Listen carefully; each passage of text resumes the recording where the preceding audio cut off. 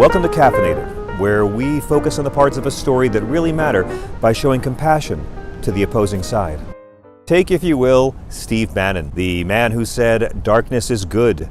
Darth Vader, Dick Cheney, Satan, that's power.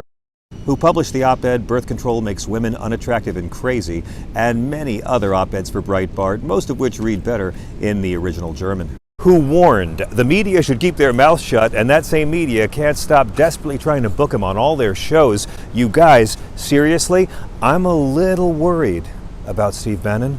Not because he brazenly defied a congressional subpoena about his role in the terrorist attacks on our nation's capital of January 6, 2021, wagging his junk at it, citing executive privilege, even though he'd been fired by the White House back in January 2017 and was working at the time of said attack as a podcaster, and not because he's a white supremacist who published a lot of white supremacist articles and supported the border wall and the Muslim ban and lots of authoritarian dictators, and who actually did say that cities could be washed away in an orgy of de-gentrification. No, I'm worried about Steve Bannon because the man looks like an alcoholic Thom. Have you seen this guy? He looks like a sack of pus that developed rickets. He looks like gout that caught gout. The man does not look well. Yeah, that's Steve Bannon, the one who was arrested on a Chinese billionaire's yacht and indicted by a federal grand jury for wire fraud and money laundering because he was ripping off Trump supporters donating to his Build the Wall campaign, and then Trump pardoned him for ripping off his own MAGA faithful. That guy. Is he okay? I'm just worried because Steve Bannon looks like a guy who was up watching porn till 6:45 a.m.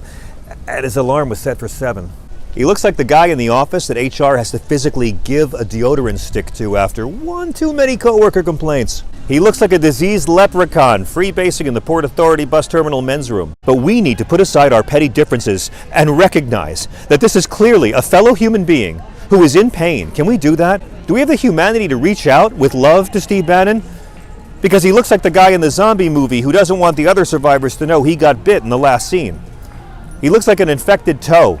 He looks like that uncle who comes over and smells of cigarettes and cat piss and always wants you to sit on his lap, but you're 15. I'm just worried about the guy is all I'm saying. And yes, I know his wife alleges he physically abused her and wouldn't let their kids go to school with Jewish children. I know YouTube has taken down his videos because they glorify violence, and Facebook took down his videos for glorifying violence, and Twitter has banned him for glorifying violence.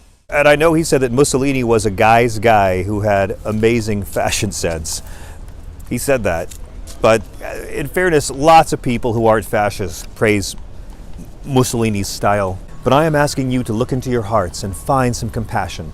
Because Steve Bannon looks like a guy whose parole officer makes him knock on every door and introduce himself whenever he moves to a new neighborhood.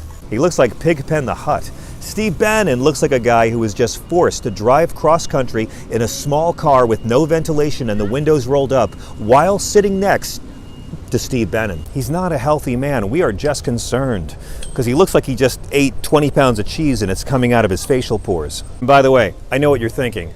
What right do I have to make fun of Steve Bannon's appearance when I look like Joe Exotic's mullet donor? It's true, I still have my pandemic hair, but I know it. See, number one, I accept that I look like the love child of Beethoven and Loki. I look like John Wick during a nationwide Moroccan oil shortage. But number two, I'm just concerned about him. So while you cynically fixate on the fact that he called the Civil War the War of Southern Independence, or that he looks like physical proof that white supremacists are the greatest argument against the concept of white supremacy. And he said that conservative women are better than progressive women because, and I quote, they're not a bunch of dykes that came from the Seven Sisters School up in New England. You ask, how can Steve Bannon sleep at night? I say, in a puddle of his own sick. But that's mean. We gotta be the good guys and look after him and make sure he's okay. Because he looks like a police sketch artist rendition of mutated gonorrhea. And that's why we're starting Steve Pack. Your selfless donation, MAGA fans, of $100 or more will allow us to buy multiple shirts for Steve Bannon, all of which he can wear at the same time. Then, when he vomits Jägermeister up on the top shirt, he can simply remove it and continue his broadcast. So if you see Steve Bannon, put aside your differences and offer him your hand. But you know to wash it, like right away. Like wash that shit. And don't touch your face either, okay? Just offer your hand, but then soak the entire hand in bleach for half a day. Soak the whole arm in bleach for half a day. Thank you.